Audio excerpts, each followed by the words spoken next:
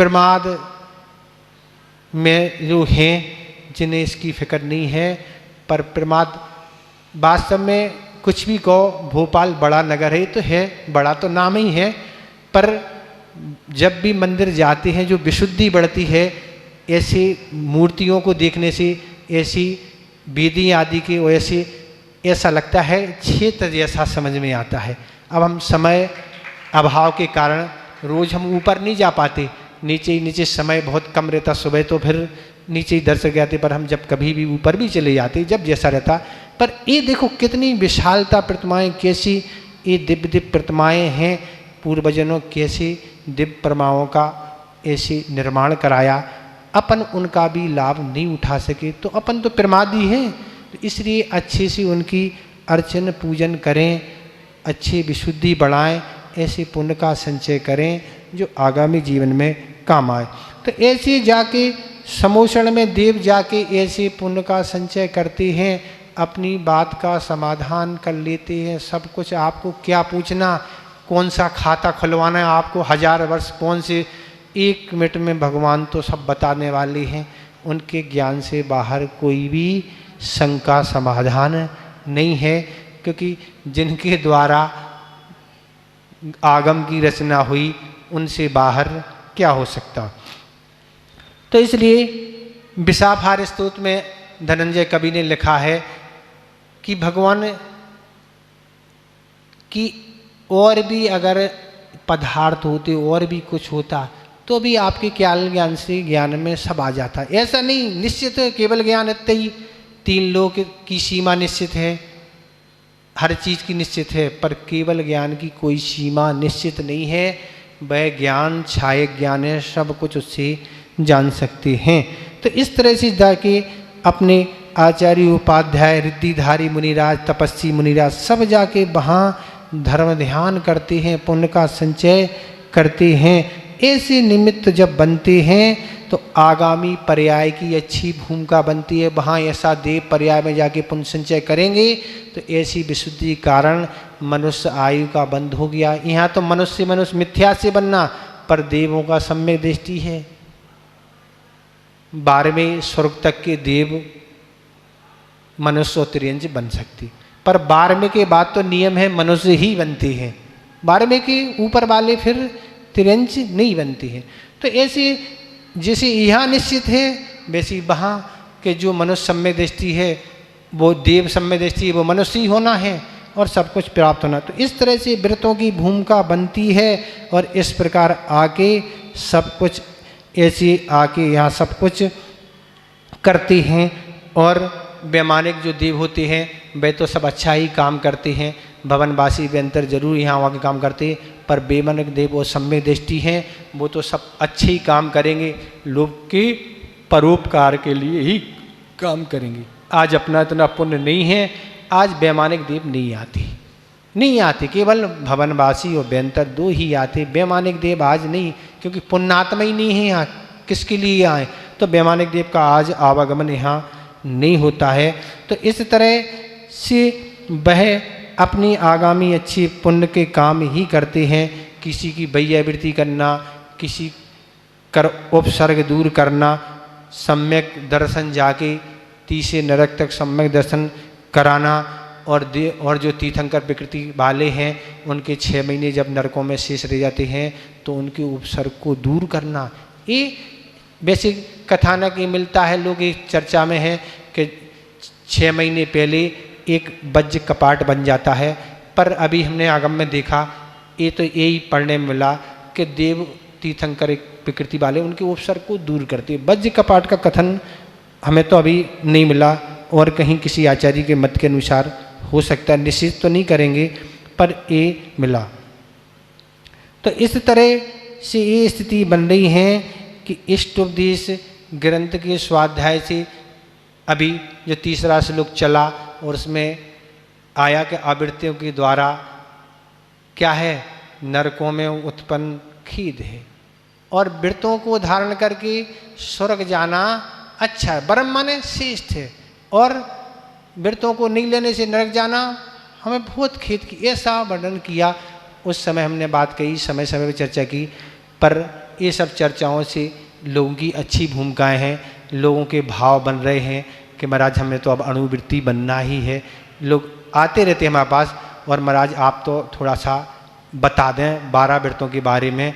तो हमने कहा हम क्लास में ही पूरा संक्षिप्त में आपको 12 व्रतों का क्या स्वरूप होता है, किस प्रकार पालन करना है, मैं सारी बातें हम बता देंगे। तो इस तरह से ये सारी स्थितियां होती हैं। तो ये हो गई आपका व्रत। व्रत लेने से ये सब होंगे। दूसरे नंबर आत्मा का हित करने वाला दूसरा उपक्रम क्या है? उपवास। उपवास से भी क्या होता है? उपवास से क्या होता है? आत्मा का ही उपकार होता है और शरीर का अपकार होता है। आत्मा का उपवास कहते किसे हैं? तो सबसे पहले समझें, उपवास कहते हैं चारों प्रकार के आहार जल के त्याग को उपवास कहते हैं। अच्छे से समझ लें। अगर जल भी ले लिया तो वह क्या हो गया? एक आसन की कोटि में आ गया। दूध कुछ भी ले लिया आपने, एक बार ले लिया और कई बार ले लिया तो वो एक आसन भी नहीं रहा। एक बार में भी अगर कुछ ले लिया तो वह उपवासी। उपवास का क्या है? चारों प्रकार के आहार जल का त्याग। 4 प्रकार के आहार क्या कौन से होते हैं?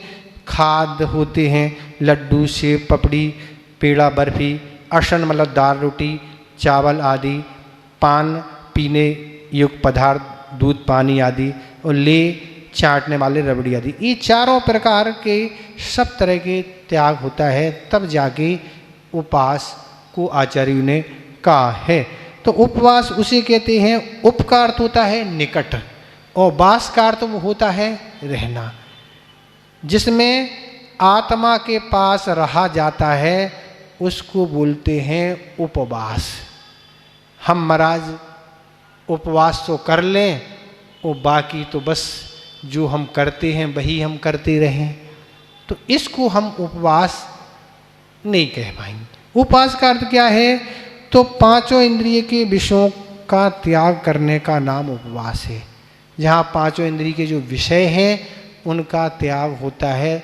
तो आचार्य पूज्यपाद महाराज ने सर्वा सिद्धि में उल्लेख किया कि उपवास के दिन क्या करना क्या नहीं करना, ये सारी चीज़ें दी। केवल हमने महाराज आज भोजन नहीं किया बस हमारा उपवास है। उपवास तो है, 4 प्रकार के आहार त्याग है, पर उसके साथ और क्या नहीं करना ये भी ध्यान रखना, और क्या करना ये भी ध्यान देना जरूरी है। तत्संबंधी तब निर्जरा होगी और पुण्य का संचय होगा, इससे भी हो जाएगा। बस आहार कर त्याग कर दिया तो इसको आचार्य महाराज ने जो पूर्ण बात कही उसको अपन दें। तो उपवास क्या है? तो ये उपवास आचार्य महाराज ने कहा था जिनसे नहीं होता उसे क्या करें। बहुत से लोगों से उपवास ही नहीं बनता महाराज, बहुत दिक्कत होती है। क्यों दिक्कत होती है? तो उनके लिए उपवास जिस दिन है उसके एक दिन पहले भोजन व्यवस्थित करें। ऐसा भोजन करें जिससे कोई तकलीफ ना हो, पानी की इच्छा ना हो। ऐसी वस्तु ले ली, पानी की इच्छा हो सकती, और भी परेशानी होती, तो बिल्कुल व्यवस्थित आहार करें। और आवश्यक जितना हो उतने ही बोलें। आप देख लेना करके, जितना आवश्यक हो उपवास के दिन उतने ही आप बोलें, तो आप थकान का महसूस नहीं करेंगे, आपकी एनर्जी खर्च नहीं होगी और आपको बहुत अच्छा लगेगा। पर गाड़ी चालू ही रहती हमेशा महाराज, हमेशा बटन दबाए चालू हो जाती महाराज, तो इससे क्या है बहुत ज़्यादा खर्च होती। आप देखो खुद आप अनुभव करें, हम तो लगातार 1 घंटे बोलने में ही समझ में आता है। वैसे तो शायद हम 24 घंटे में लगभग मौन भी नहीं, तब तो 1 घंटे से ज़्यादा हमारा 1 घंटे से ज़्यादा बोलना कभी भी नहीं होता। हम 1 मिनट बस 2 मिनट में कोई काम है तो हो गया, भैया वृत्ति का काम रहता, और हमारे कोई किसी से कोई काम रहता ही नहीं, बोलने का काम होते ही नहीं। और बोलना हमारे लिए अब साफ है, बोलना हमारे लिए कोई अच्छा नहीं। आपको स्वाध्याय आदि करना, जो कुछ करना जो करा दिया, बाकी और कोई काम तो हमें कोई काम है ही नहीं। ये भी स्टोर रखने वाली बहुत बड़ी ये शक्ति है। ये अनुभव किया। फालतू में क्या बोलना, लोग आते हैं, चर्चाएं कहाँ से शुरू होती कहाँ ख़त्म, कोई अंत नहीं, इसमें कोई सार नहीं है। धर्म ध्यान करना हो, अपना हित करना तो ठीक है, बाकी तो मैं जानकारी के लिए बहुत सारे आपके पास साधन हैं, सो वहाँ से आप जानकारी करें। तो क्या कह रहे हैं, उपवास के दिन कम बोलें और श्रम भी कम करें।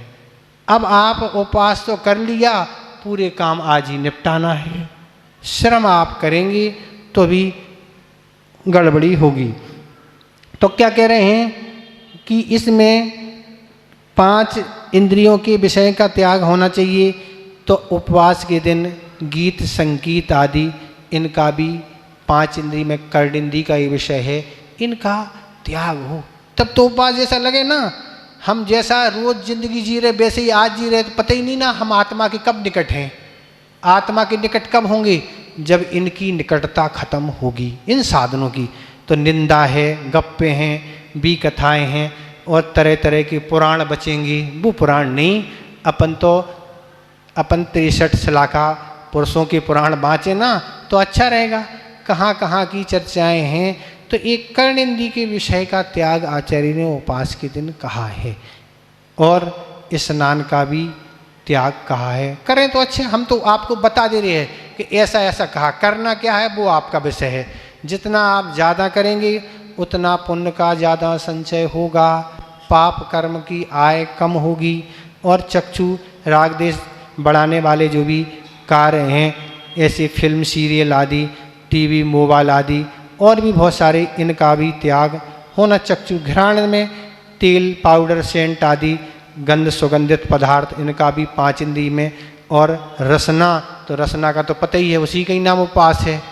तो उन कारणों से बचना, भोजन सामग्री के पास रहना आदि, इससे भी उदीर्णा होती है।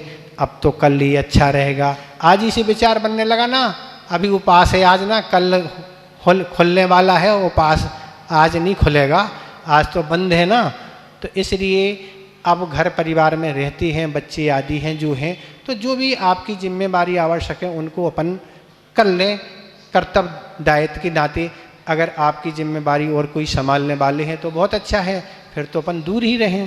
तो ऐसा करना पड़ता है, पर ऐसे निमित्तों से भी बचें, और स्पर्श इंद्रिय का जो विषय है उन साधनों से भी बचें तो ज़्यादा अच्छा है। स्पर्श इंद्रिय का विषय यही है, ठंडी गर्मी आती है तो इन सब साधनों से, कूलर एसी पंखे हैं, हीटर है, जब किस समय, सर्दी का समय, तो बहुत सारे ऐसे साधन हैं। तो इस तरह से आप इन 5 इंद्रियों से बचें। ये सांसारिक इच्छा की कामना नहीं, उपवास करने में कोई सांसारिक नहीं, हमें ये फल मिल जाए हम इसलिए उपवास कर रहे हैं, तो धरना जैसा हो गया ना, धरना नहीं करना है, कोई मांग के साथ नहीं, उसका पुण्य आपको बिल्कुल अच्छा से अच्छा मिलेगा। आप कोई मांग के साथ कोई काम नहीं करना। तो इसलिए ये असत्य का भी, हिंसा आदि का भी त्याग हो। हिंसा से जो चीज़ें हैं, ऐसी हिंसा चीज़ें भी का भी त्याग होना चाहिए तो ज़्यादा अच्छा रहेगा। हिंसा करने से जो कूटना पीटना आदि जो कुछ है कम से कम हो, व्यापार आदि में ना जाना हो, शरीर थक जाएगा, फिर कहाँ धर्म ध्यान करोगे। तो निद्रा का नाम उपवास नहीं है महाराज, सो जाएंगे, सो बस हो गई क्या, 8 घंटे से उपवास हो गया, इसको उपवास नहीं कहा। हर चीज़ समझने का प्रयास करो। उपवास का अर्थ ये है जो हम प्रतिदिन धर्म ध्यान करते थे उससे अधिक धर्म ध्यान होने चाहिए। प्रतिदिन हम जो आरम सारम करते थे उसकी अपेक्षा नहीं हो तो ज़्यादा अच्छा है, कम से कम तो हो ना।